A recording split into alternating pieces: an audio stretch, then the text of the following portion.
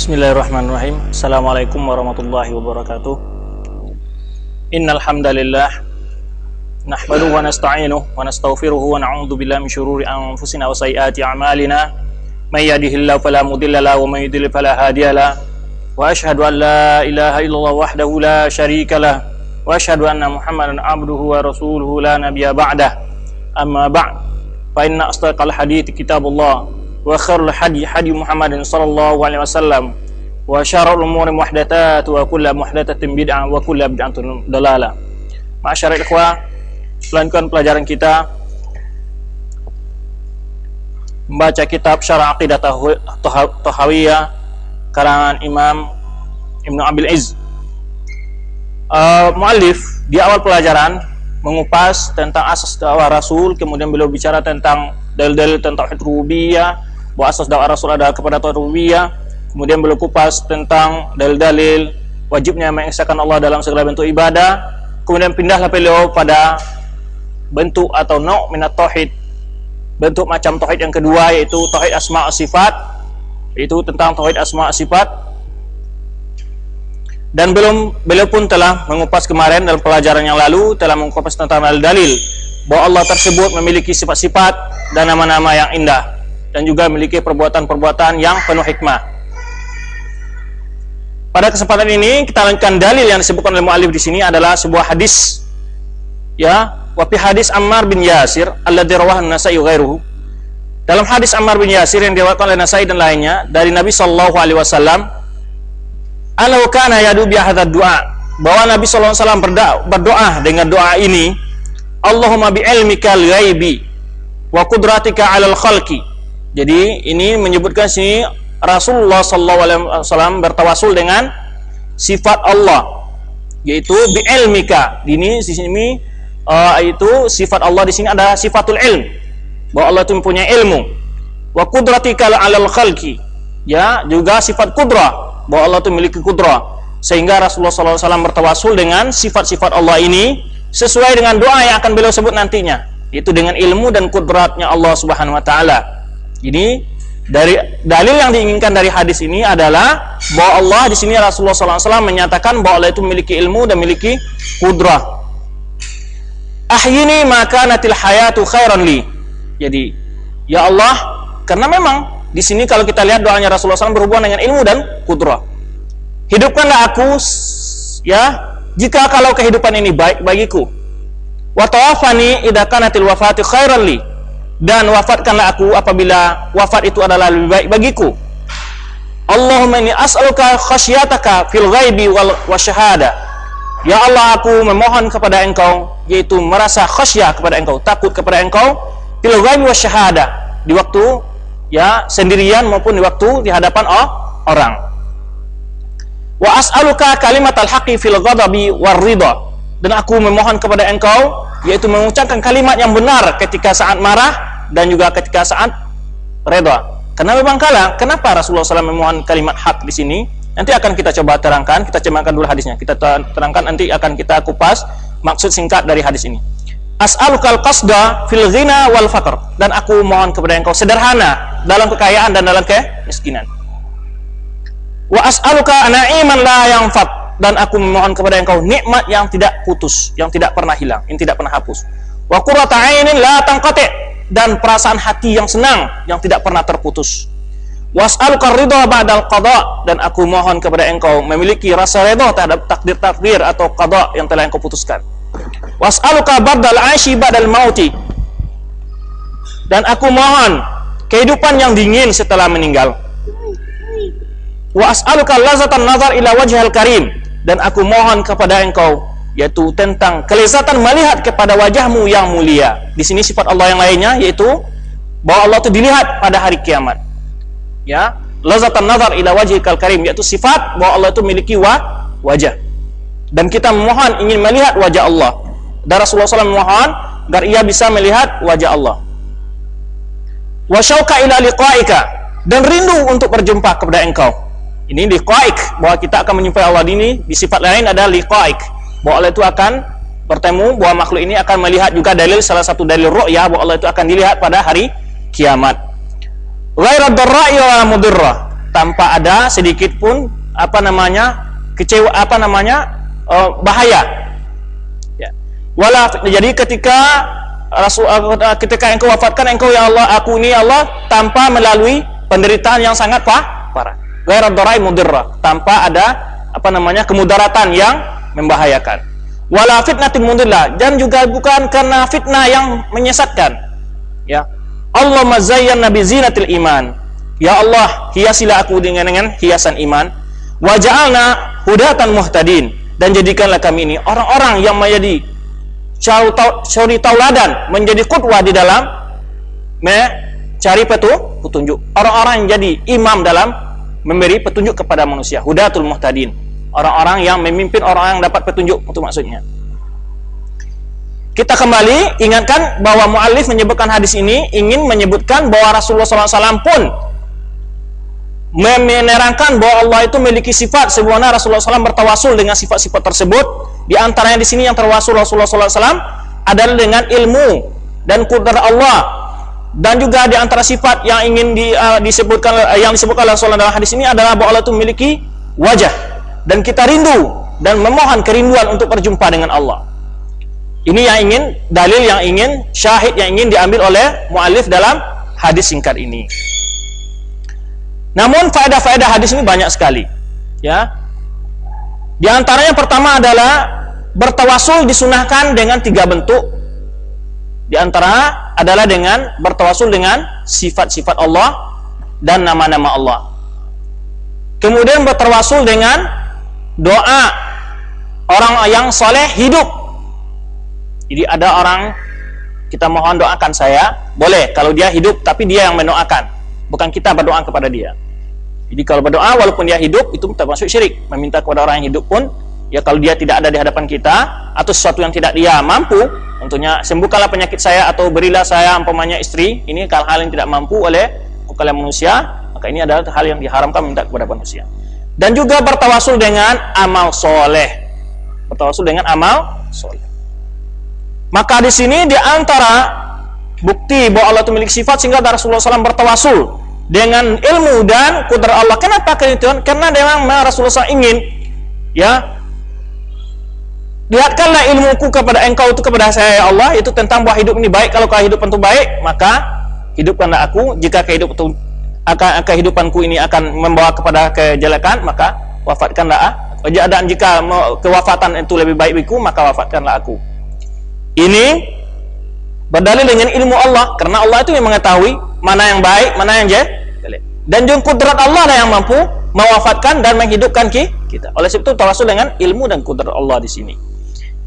Kemudian Rasulullah SAW, ya, ini berdoa di antaranya adalah ulama menyebutkan pembahasan dilarang berdoa, dan juga Rasulullah SAW, janganlah kalian berdoa supaya minta dimatikan karena musibah yang menimpanya, kan begitu, dilarang oleh Rasulullah SAW. Nah, apakah oleh sebab itu ulama juga menyebutkan jika dia mesti untuk berdoa karena melihat begitu fitnahnya fitnah di tengah-tengah kehidupan sudah berat sekali, yaitu fitnah iman, maka dia berdoa dengan doa ini. Allahumma bi'ilmika al-ghaibi wa qudratika 'alal khalqi ahyini ma kanatil haya khairul li wa tawaffani idza kanatil wafa khairul li. Ini di antara doa. Tapi kalau berdoa ya Allah matikanlah saya, jadi li syarrin dar nazala bihi, karena kejelekan yang menimpanya, dia tidak boleh berdoa. Tapi berdoa seperti ini, yaitu ya Allah hidupkanlah aku jika kehidupan adalah hal yang lebih baik bagiku, dan wafatkanlah aku jika wafat itu adalah hal yang lebih baik bagiku. Ini di antara doa, boleh didoa. Tapi doa ini dikatakan oleh ulama bukan berdoa meminta mati, tapi berbasarkan ilmu Allah, memohon kepada Allah mana yang pilihkan yang terbaik. Karena kalau seseorang meminta kematian, belum tentu kematian tadi baik baginya. Ya, boleh saja dia ditimpa kejelekan lalu berdoa meninggal, lalu berpindah kepada kejelekan yang lebih berbahaya, mungkin masiru ilan nar, mungkin tempat kembali ke dalam neraka. Oleh sebab itu disebutkan dalam hadis yang lain, ya, orang yang paling baik itu apa? Man atwa umru wa saluha amalu. Orang yang panjang umurnya dan amalnya pun soleh, banyak beramal soleh. Orang yang paling jelek dikatakan Rasulullah adalah aman tawalamu wasa'a apa? Amaluhu. Orang yang panjang umur tapi amalannya jelek.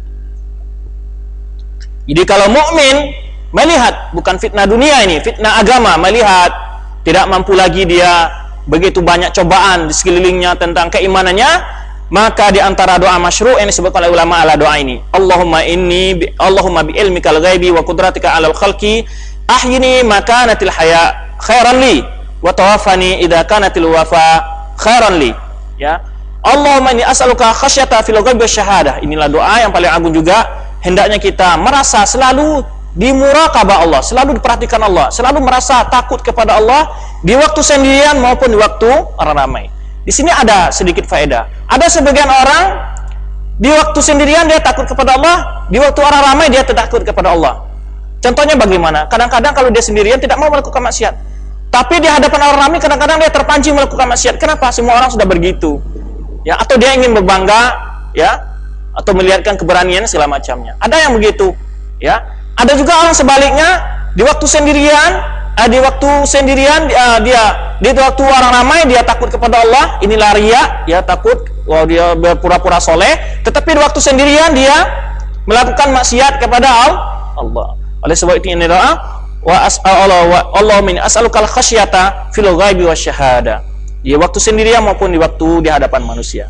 Was'aluka kalimatal haqqi fil ghadabi warridha. Ini adalah juga pelajaran yang agung, bahwa kita mohon kalimat kebenaran al-haq ketika benci maupun ketika ridha.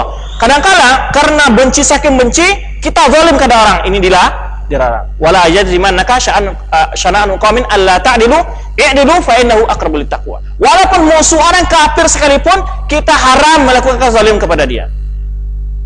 Ya, tidak dibenarkan melakukan kezaliman terhadap orang kafir sekalipun, apalagi sama saudara kita mukmin, apalagi sama kita sama Ahlus Sunnah wal Jamaah.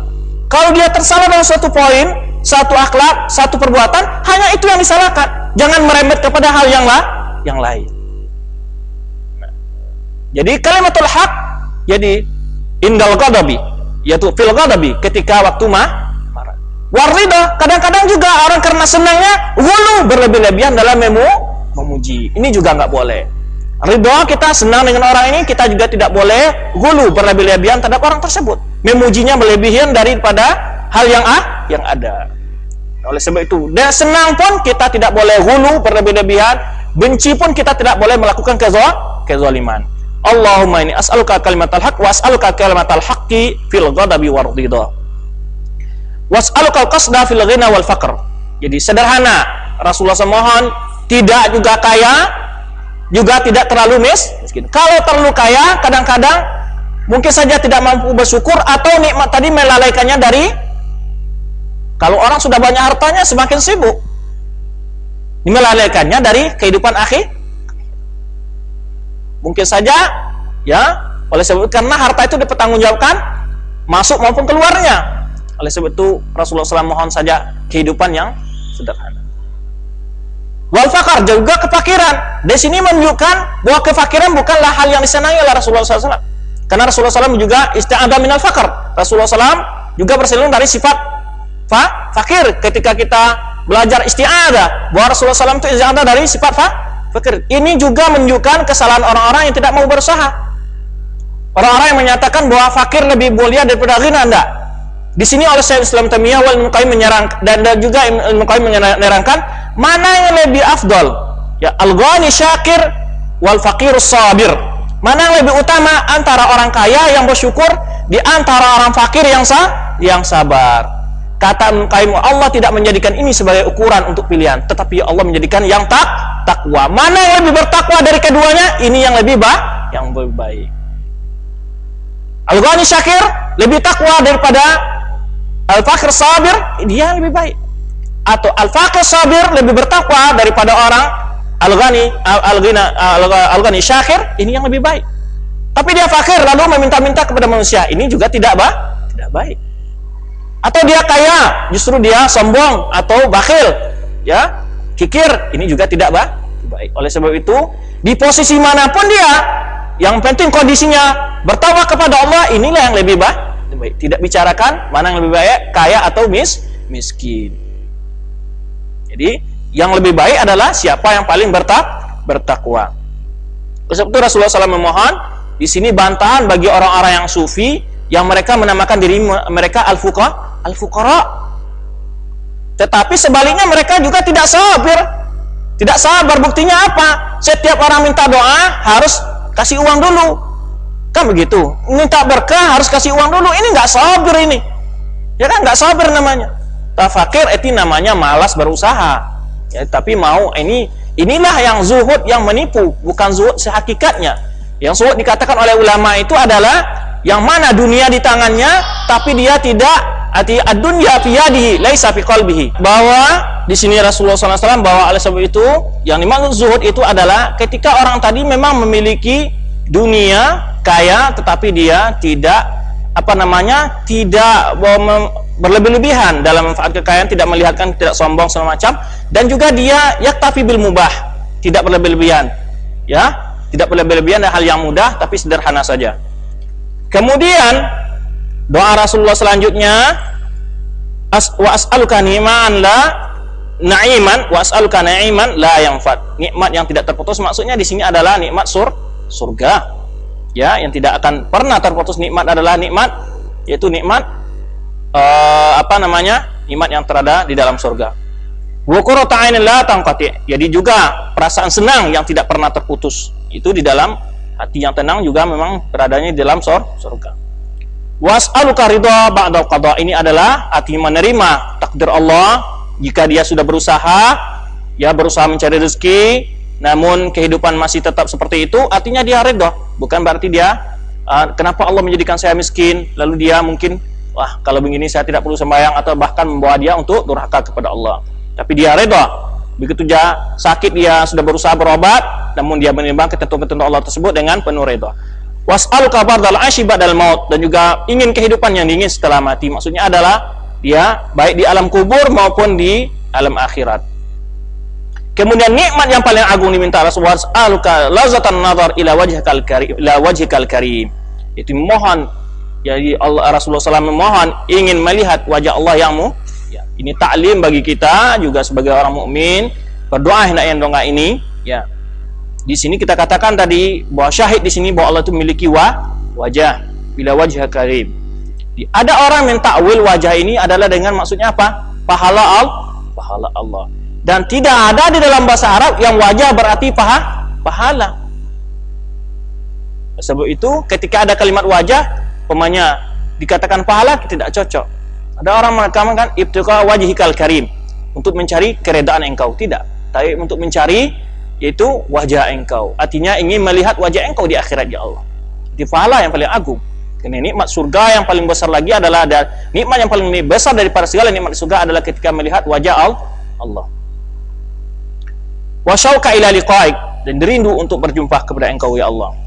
Wa radarra'i mudirra, tanpa waktu ketika meninggal, bukan karena ditimpa oleh kemudaratan yang berbahaya, dan juga bukan karena fitnah yang membuatnya sesat. Ya Allahumma zayyana bi zinatil iman.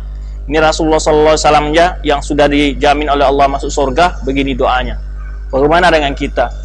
Ya, barangkali taklim ini bagi umatnya untuk senantiasa berbanyak doa kepada Allah. Ya, Allahumma zayyana bizinatil iman. Ya, hendaknya perhiasan yang lebih bagus, bukanlah pakaian, bukanlah sepatu yang mahal, bukanlah perhiasan dunia sui, baik atau dengan perhiasan emas segala macamnya, tapi keindahan yang paling indah, menghias tubuh dengan iman, akhlak yang mulia, amal yang soleh.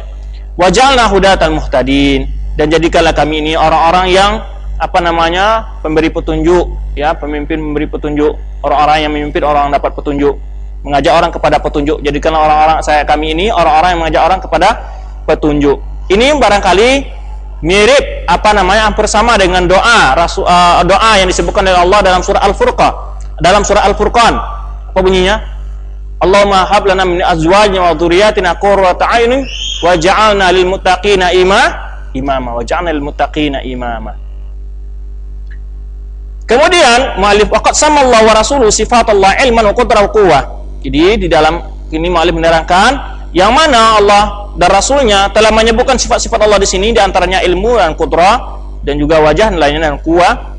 Wa qala ta'ala, "Tsumma ja'ala min ba'di dha'fin quwwah." Dan juga Allah pun menyebutkan makhluk pun memiliki kekuatan. Seperti Allah menceritakan tentang penciptaan anak Adam ini.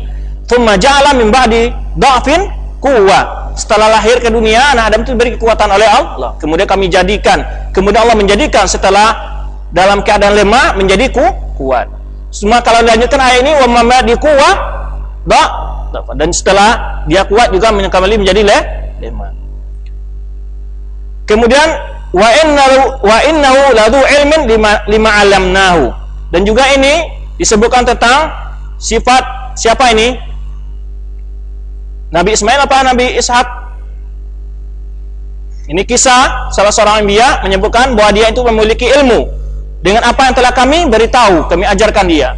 Di sini juga sifat ilmu juga dikatakan Allah bahwa makhluk memiliki ilmu, dan juga Allah menyifatkan dirinya memiliki ilmu. Ini buktinya bahwa tidak mesti sama hakikat ketika sama nama sifat Allah dengan sifat makhluk. Ini maksudnya muallif tersebut, yang mana Allah pun yang menyatakan dirinya memiliki ilmu, dan dia juga yang menyatakan makhluknya memiliki ilmu. Mungkinkah Allah menyerupakan dirinya dengan makhluk? Ini yang dikehendaki oleh muallif. Kalau ada orang yang mengatakan bahwa menyatakan Allah memiliki sifat itu adalah menyerupakan Allah makhluk, kalau begitu Allah pertama yang sekali menyerupakan dirinya dengan makhluk. Maka ini adalah wa ma'lumun annahu laisal ilmu ka'ilm. Jadi maksudnya sini apa? Kata mu'alif, sudah diketahui secara pasti bahwa memang tidak sama ilmu Allah dengan ilmu makhluk. Ilmu bukan sama ilmunya hakikat ilmu tersebut. Bukanlah ilmu seperti ilmu, artinya bukanlah ilmu Allah seperti ilmu makhluk. Wala quwwa kal quwwa, dan juga tidak kekuatan Allah seperti kekuatan makhluk. Wa nadhairu hadza katsira. Jadi hal seperti ini banyak sekali dalam segala sifat-sifat Allah yang lainnya. Dalam sifat-sifat Allah yang lainnya, ya. Wa hadza lazim li jami'il uqala. Inilah yang mesti diyakini dan diketahui oleh setiap orang yang memiliki akal. Fa inna man nafa sifatan min sifatihi allati wasafa Allah biha nafsahu qarrida wal ghadab wal hub wal bukh wa nahwi dzalik. Jadi sesungguhnya orang yang mengingkari sifat Allah dari sifat-sifat yang Allah menyebutkan untuk dirinya, seperti sifat reda, sifat marah, sifat cinta, sifat kemarahan, ya, wal bukh kebencian, dan lain demikian. Wa ragma anna dzalika yastalzim tashbih, sekalipun hal yang demikian itu melazimkan tashbih wa tajsim, ya Allah itu tajsim, memiliki jisim. Qila lahu fa anta tusbitu lahu irada wal kalam was sama. Jadi kalau ada orang mengatakan, kata muallif, kalau kamu mengatakan Allah itu memiliki marah, sifat marah, cinta, senang, hub, segala macamnya, irada, ilmu, kamu menyerupakan Allah dengan makhluk. Katakan kepada orang tersebut ini dimulai oleh muallif orang-orang Asy'ari. Kamu pun mengatakan bahwa Allah itu hidup. Kamu pun mengatakan Allah itu memiliki irada wal kalam was sama al basar. Kamu meyakini enggak? Ya. Bukankah makhluk juga memiliki basar, pandangan, pendengaran, berbicara? Nah, bagaimana kamu imani jika dia mengatakan, oh yang saya maksud adalah penglihatan Allah? Itu makanya dikatakan kepadanya al-qaulu fi ba'dhi sifat ka qauli fi ba'dil akhar. Jadi kalau kamu beriman dengan sebagian sifat seperti itu, maka sebagian yang lainnya seperti itu juga kamu imani. Katakan juga bahwa yang dimaksud itulah marahnya Allah, bukan marahnya makhluk. Iradanya Allah, bukan iradanya makhluk. Nah, begitu hal seterusnya. Harusnya kamu jangan beda-bedakan antara sifat Allah. Yang ini kamu ingkari, yang itu kamu imani.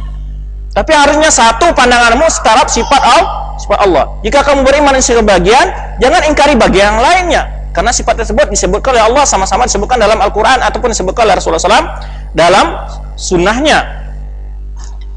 Maka dikatakan fa anta tusbitu lahul irada. Kamu kan meyakin juga bahwa Allah itu memiliki irada wal kalam was sam' wal basar. Ma'anna ma tusbituhu lahu laisa misli sifatil makhlukin. Bahkan kamu mengatakan bahwa sifat-sifat tersebut tidak seperti sifat-sifat makhluk. Faqul fi mana faitahu wa asbatahu lillahi wa rasul faqul fi mana faitahu wa asbatahu Allah wa rasuluhu mitra qaulika fi ma asbatahu. Maksudnya apa di sini? Maka katakanlah terhadap hal yang engkau ingkari tersebut, dan sedangkan hal itu ditetapkan Allah dan Rasulnya, seperti ungkapan engkau terhadap apa yang engkau imani. Kalau kamu meyakini Allah melihat, Allah mendengar, Allah berbicara, Allah itu berirada, punya kehendak, kamu katakan bahwa tidak serupa dengan kehendak makhluk, pendengar makhluk, penglihatan makhluk. Semikian juga lah segala sifat-sifat yang disebutkan oleh Allah atau disebutkan oleh Rasulullah ya sifat-sifat Allah, maka demikian juga yang kau katakan. Ya. Fakul ya mithli qaulika fi mana asbatahu. Jadi demikian juga ungkapan yang harus engkau katakan saat hal-hal yang engkau nafikan tersebut. Sebenarnya hal yang engkau tetapkan. Idla farqa bainahuma, karena enggak ada perbedaan di antara keduanya. Fa in qala ana la athbitu syai'an min sifat. Ini kalau seandainya yang dihadapi orang Asy'ari begitu jawabannya tadi, karena mereka beriman dengan sebagian sifat, mengingkari sebagian sifat yang lainnya. Tetapi kalau orang Mu'tazilah katanya saya tidak percaya dengan sifat Allah. Jika orang tersebut mengatakan saya tidak meyakini bahwa Allah itu memiliki sifat, ana la athbitu lahu ana la athbitu syai'an minas sifat. Saya tidak mengimani sedikit pun dari sifat-sifat Allah. Qila lahu, katakan kepadanya, fa anta tusbitu lahul asmaul husna. Bukankah engkau meyakini bahwa Allah itu memiliki nama-nama yang indah, nama-nama yang bagus? Ini orang-orang Mu'tazilah itu dia beriman bahwa Allah itu memiliki nama, tetapi nama tersebut bagi mereka tidak memiliki sifat, tidak menunjukkan atas sifat. Jadi nama saja tapi tidak memiliki sifat. Seperti anak Adam namanya Mahmud tapi perangainya ya nggak Mahmud. Jadi nama orangnya Karim umpamanya Abdul Karim tapi orangnya bakhil umpamanya. Gitu. Seperti itu. Nah, bagi mereka seperti itu. Jadi sebetulnya mereka menyerupakan Allah. Jadi nama Allah itu bagi mereka nggak punya arti, nggak punya makna. Karena nama kalau memiliki makna berarti mempunyai sifat. Jadi kalau namanya umpamanya Syuja, ya pengecut, biasa saja. Nah, tidak seperti itu. Jadi mereka mengatakan nama Allah itu hanya sekedar a'lam, hanya sebagai simbol saja, tanpa ada bukti dan makna yang di dalam nama tersebut. Ini kata mereka. Ini ungkapan pendapat orang Mu'tazilah. Nah, jika dia mengatakan kalau yang di hadapan kita itu orang Mu'tazilah, saya hanya percaya Allah itu memiliki nama saja. Katakan mereka kepada mereka, bukankah juga makhluk memiliki nama-nama? Jika kamu katakan Allah di antara nama Allah itu Basir, Allah juga menamakan makhluknya adalah di antaranya apa? Basir. Allah juga memberi nama makhluk seperti Alim. Allah di antara nama Allah Alim. Juga menyebutkan di antara nama makhluknya Alim. Dan juga Al-Hayy, Al-Qadir. Ini nama-nama Allah semua. Ya, hidup.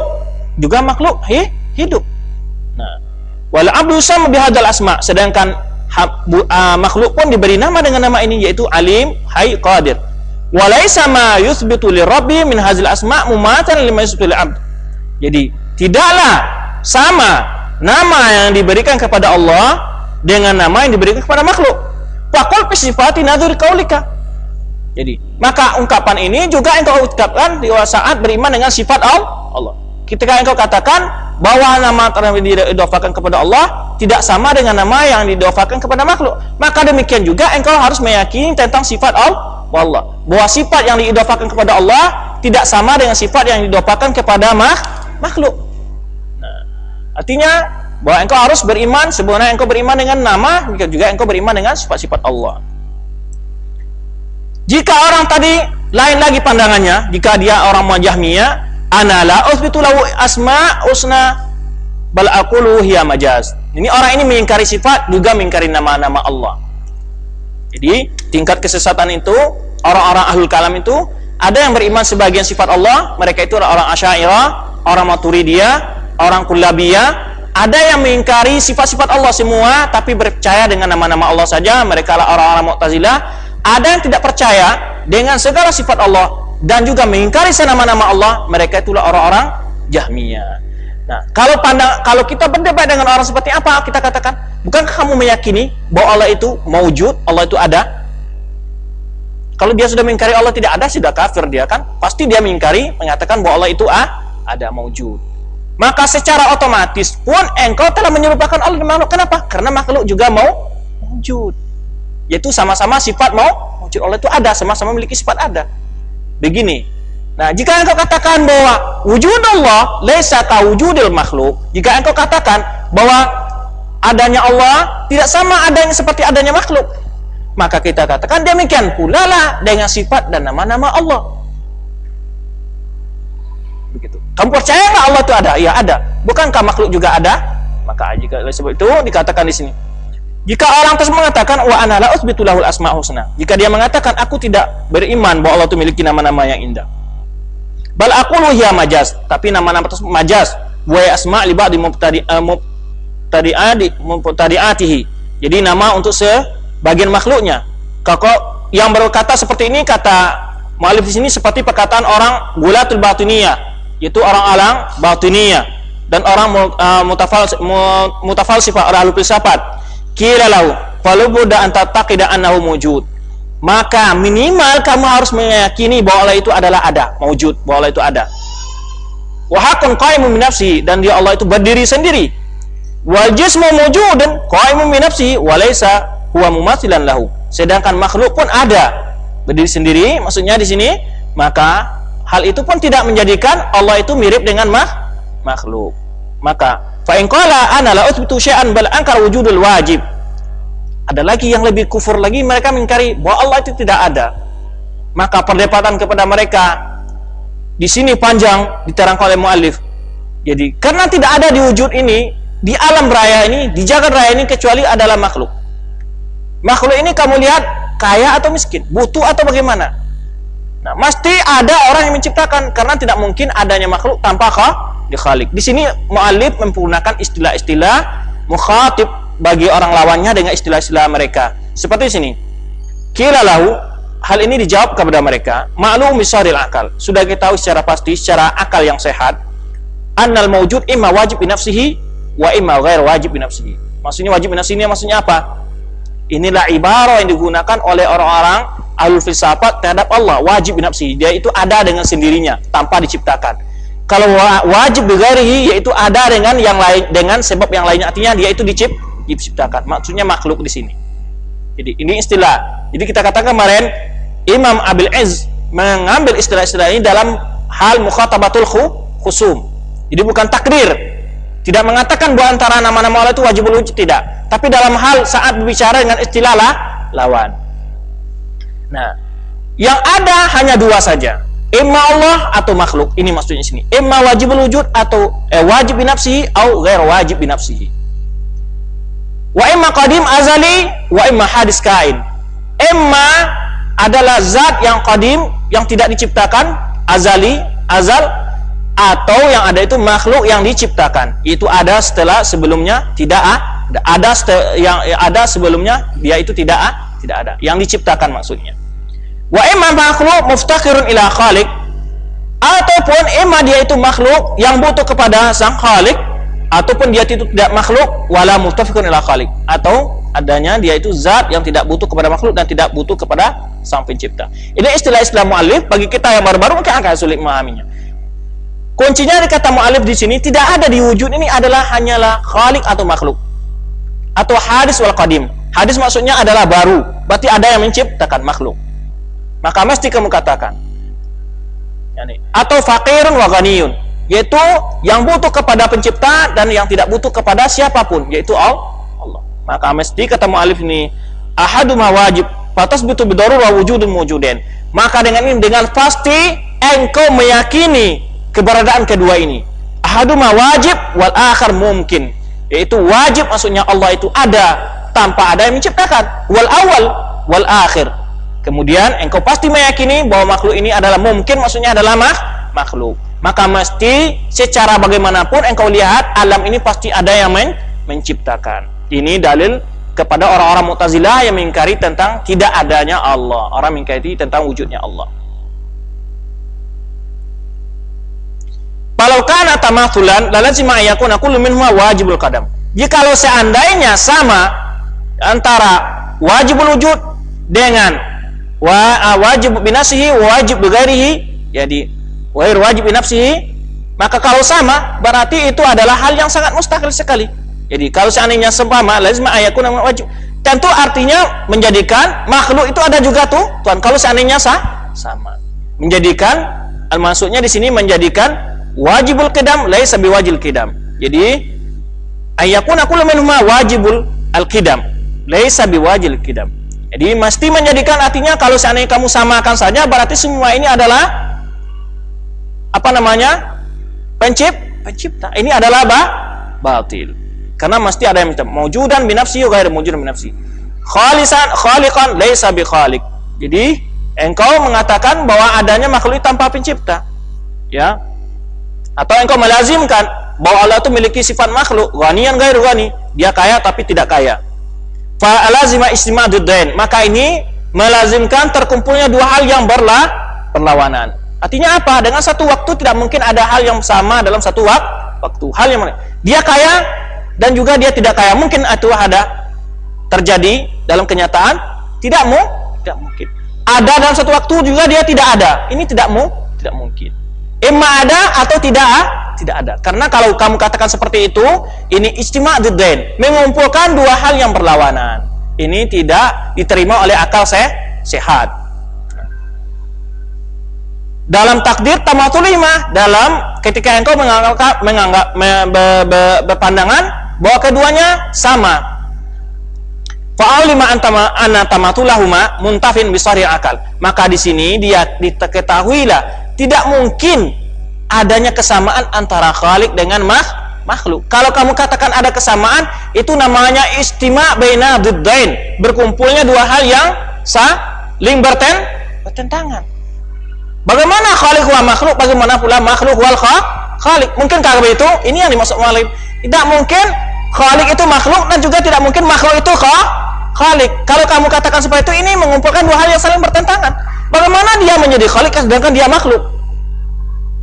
Bagaimana dia menciptakan sedangkan dia belum ada? Kan gitu maksudnya. Mungkinkah dia menciptakan diri sendiri? Ini hal yang tidak bisa diterima oleh akal sehat. Ini maksudnya. Pasti kamu yakini bahwa pasti makhluk ini memiliki yang menciptakan. Maka fa'ul bihadhi adillah ittifaquhuma min wajhin, maka dari sini dapatlah diketahui adanya kesamaan di satu segi dan berbeda di segi yang lainnya. Faman nafa ma tafaqa fihi kana mu'attilan. Siapa yang mengingkari hal yang sepakat, umpamanya Allah namakan dirinya memiliki ilmu dan juga makhluk memiliki ilmu. Siapa yang mengingkari ini maka mu'attilan qailan bil batil. Orang ini adalah mengingkari sifat Allah. Ini berkata dengan kebatil. Pendapatnya adalah batil. Siapa yang menyamakan kedua sifat tadi karena musyabbihan qailan bil batil. Orang ini juga adalah sesat karena menyerupakan Allah dengan makhluk. Jadi kalau umpamanya menyamakan sifat Allah dengan makhluk juga batil, atau mengingkari sifat Allah dengan alasan menyerupai sifat makhluk juga batil. Artinya apa? Allah memiliki sifat, makhluk pun memiliki sifat dengan kekhususan masing-masing walaupun sama namanya. Wallahu alam. Wadzalika li'annahuma wa inna tafaqa bisama. Yang demikian itu sekalipun keduanya sepakat dalam nama, ya, fallahu mukhtasun biwujudihi. Allah itu memiliki wujudnya khusus, tidak sama dengan makhluk. Walaupun sama-sama nama, sama mawjud, al-makhluk mawjud, wal khaliq mawjud, ya, sang pencipta ada, makhluk pun ada, memang sama-sama ada, tapi keberadaan, sifat keberadaan keduanya saling berbeda, saling memiliki kekhususan. Wa ilmu, ya, wa biwujudihi mukhtas biwujudi wa ilmihi wa qudrati wa sairi sifati. Maka itu dia memiliki kekhususan dalam sifat ilmunya, dalam sifat kudrahnya dan segala-gala sifat yang lainnya. Wal abdu la yusyrikuhu fi syai'in min dzalik. Sedangkan makhluk hamba tidak sedikit pun ikut campur atau berserikat atau bersekutu dalam sifat-sifat Allah tersebut. Wal abdu aidan mukhtasun, dan hamba pun atau makhluk pun memiliki sifat yang khusus. Dia memiliki ilmu yang sesuai dengan zatnya, memiliki sifat-sifat yang lainnya. Oleh sebab itu Allah itu memiliki sifat sesuai dengan zatnya yang maha mulia, yaitu yang sesuai dengan keagungan Allah, dan makhluk pun sesuai sifatnya dengan kekurangan makhluk itu sendiri. Wallahu munazzahun an musyarakati al-'abdi fi khasaisi. Allah itu maha suci dari memiliki kesamaan dalam sifat-sifat makhluknya, menyamai sifat-sifat makhluknya. Maha suci Allah dari hal itu. Jadi kuncinya di sini sebutkan wa idza ittafaqa bi musammal wujud wal ilmu wal qudrah, sekalipun sama dalam istilah nama wujud, ya, ilmu, qudrah sama-sama namanya, sama namanya. Jadi mirip dalam sama nama ini, fa'ala mustarak mutlak kulli. Ini hanya nama istirak kulli. Kulli itu maksudnya mutlak. Hanya itlak nama ilmu dan itlak dari nama wujud, penglihatan, mendengar, segala macamnya. Yujadu fil azhan. Ini hanya ada di dalam pikiran kita. Kita katakan sekarang ini Allah maujud, makhluk maujud, itu memang lafadznya sama di dalam pikirannya. Menurut secara zihni, wujudnya dalam zihni, dalam pandangan, dalam pemikiran ada kesamaan. Tetapi dalam wujud la fil ayan, tetapi di dalam luar pemikiran, dalam kenyataan itu tidak sama. Oleh sebab itu kita katakan wujud itu ada banyak macamnya.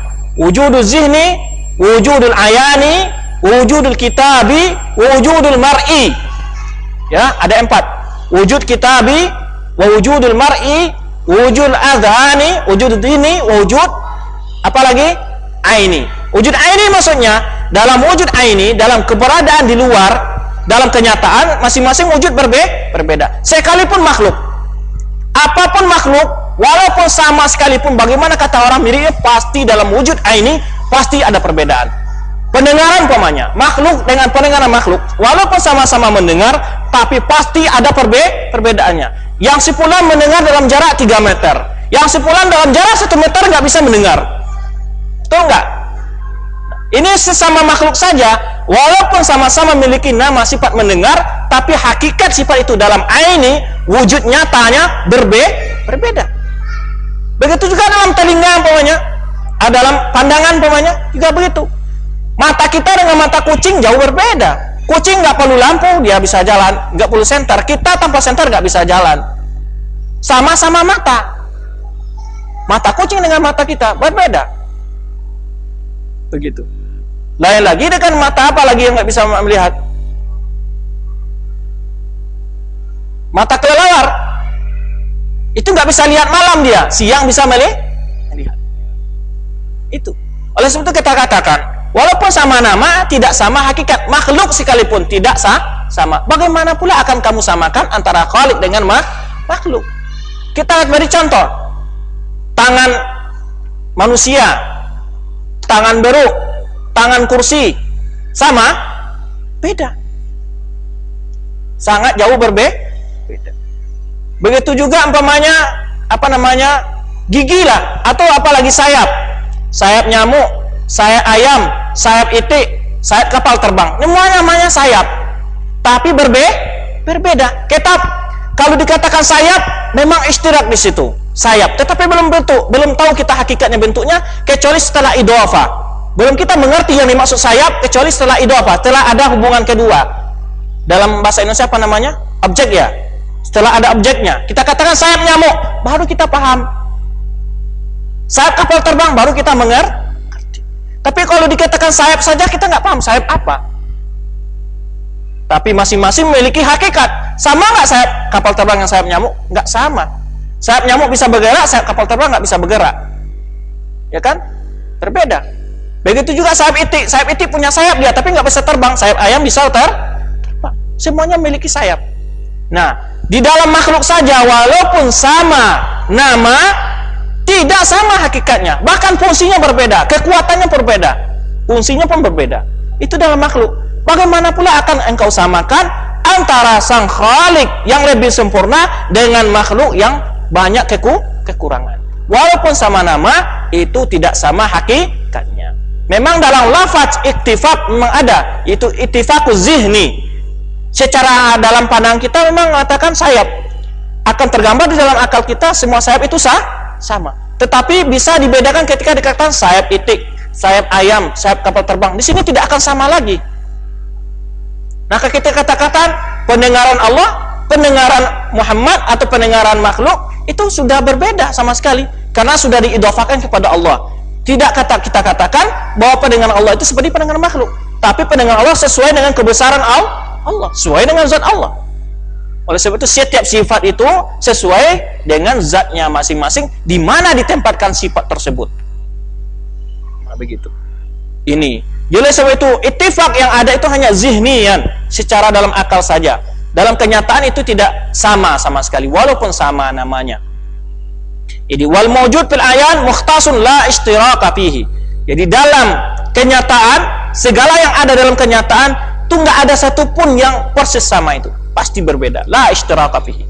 Apapun saja bendanya tidak akan sama.